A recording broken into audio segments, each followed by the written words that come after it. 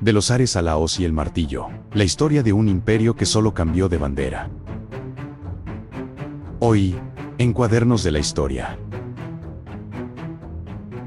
Normalmente cuando pensamos en la historia de Rusia, tendemos a ver el imperio de los zares y la Unión Soviética como dos mundos totalmente opuestos. Pero, ¿y si no lo fueran? En este análisis vamos a plantear una idea un poco distinta, que en realidad no son dos historias separadas, sino dos fases de un mismo y larguísimo proyecto imperial. Esta es la pregunta que va a guiar todo nuestro recorrido. ¿Qué pasaría si la revolución de 1917 no fue realmente el final de un imperio, sino su transformación más violenta? Vamos a tirar de ese hilo, a ver qué encontramos. Para entender este proyecto, claro, tenemos que viajar muy atrás en el tiempo, a sus orígenes. Todo arranca con el ascenso de un principado que parecía pequeño, Moscú, pero que supo jugar sus cartas en un mundo muy convulso hasta convertirse en una auténtica potencia. La historia empieza con la Rus de Kiev, esa red de principados eslavos que fue barrida del mapa por las invasiones mongolas en el siglo XIII. Y en medio de todo ese caos emerge Moscú. Con una astucia increíble, primero colabora con los mongoles para ir ganando poder y expandiendo su territorio. Y al final, a finales del siglo XV, se siente ya lo bastante fuerte como para sacudirse su dominio y empezar la gran tarea de unificar las tierras rusas bajo su mando. Pero claro, el poder militar no es suficiente. Para legitimar esa ambición, Moscú adopta una ideología potentísima. Cuando Constantinopla cae en 1453, Moscú se autoproclama la Tercera Roma, o sea, la heredera del Imperio Bizantino y la nueva protectora de la cristiandad ortodoxa. Y esto era mucho más que religión, Era una declaración de intenciones en toda regla, una justificación para sus futuras conquistas y para ese sentido de destino único que va a marcar a Rusia para siempre. Y para rematar esa idea, para que no quedara ninguna duda, Iván el Terrible adopta un título con un peso histórico brutal, zar, que viene directamente del latín César. El mensaje era clarísimo, el gobernante de Moscú ya no era un simple príncipe, era un emperador. Así que, si lo resumimos, el imperio zarista se construyó sobre tres pilares fundamentales. Primero, la autocracia, con el poder absoluto y sin límites del zar. Segundo, la ortodoxia, que le daba esa justificación divina. Y tercero, y no menos importante, una expansión territorial constante y a menudo muy brutal. Si miramos al este, la expansión fue colosal. Empujados por el comercio de pieles, al que llamaban el oro blando, los rusos cruzan los Urales y en unas pocas generaciones llegan hasta el mismísimo Pacífico. Esto convirtió a Rusia en un imperio continental como ningún otro, un territorio inmenso cuyas riquezas, por cierto, serían explotadas de formas muy distintas por los regímenes que estaban por venir. Ahora, si miramos al oeste, la historia cambia y tiene un nombre propio, Pedro el Grande. Su obsesión era modernizar Rusia, convertirla en una potencia europea de primer nivel.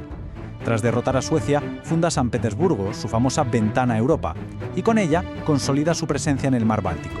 Un mar que desde entonces se convertiría en un escenario geopolítico clave tanto para los zares como más tarde para los soviéticos.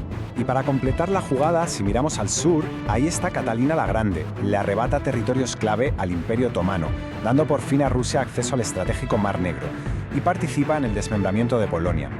Con esto se anexionó territorios y poblaciones enormes, lo que por cierto le generaría los desafíos de control nacional muy complejos durante siglos.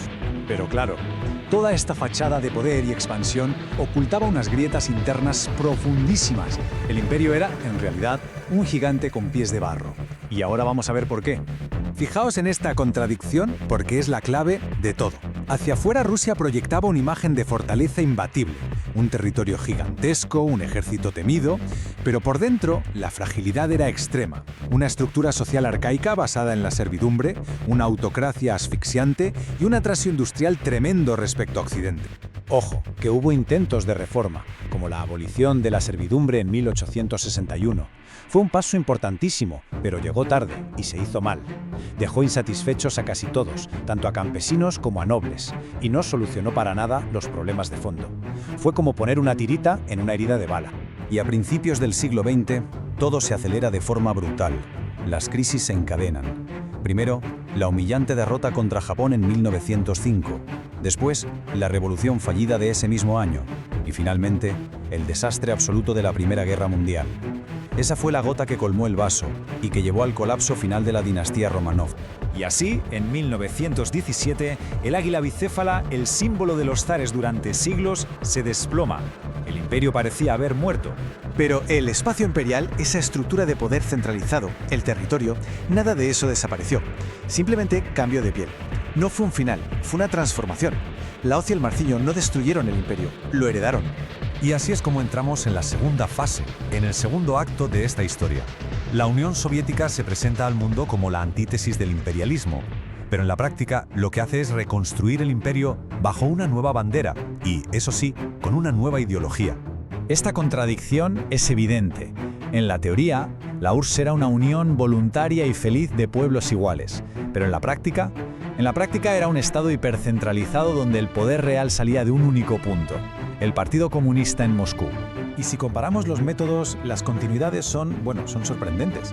La ideología cambió, sí, de la ortodoxia al marxismo-leninismo, pero servía para lo mismo.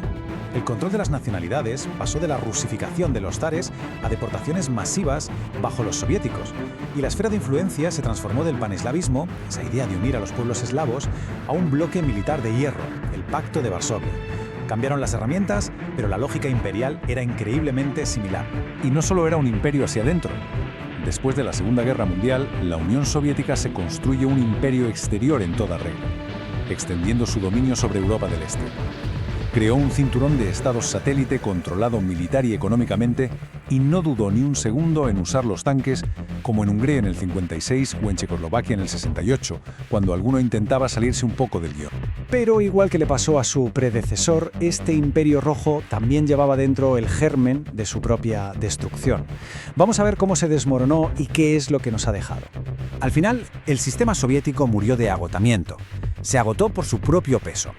Hay 3 factores clave que lo llevaron a esto.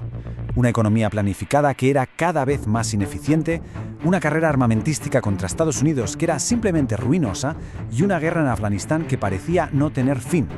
Juntos, estos 3 factores drenaron todos los recursos y la legitimidad del imperio hasta dejarlo vacío. Las famosas reformas de Gorbachov, la perestroika y la glasnost intentaron salvar el sistema, pero lo que hicieron fue abrir la caja de Pandora. En 1989 cae el muro de Berlín y con él todo el bloque del Este se desmorona. Y apenas 2 años después, en 1991, la propia Unión Soviética se disolvía formalmente. Y de repente, el imperio se esfuma. De la noche a la mañana, Rusia se encuentra con fronteras nuevas, con millones de rusos viviendo de pronto en el extranjero, y con el tremendo desafío de redefinir su propia identidad.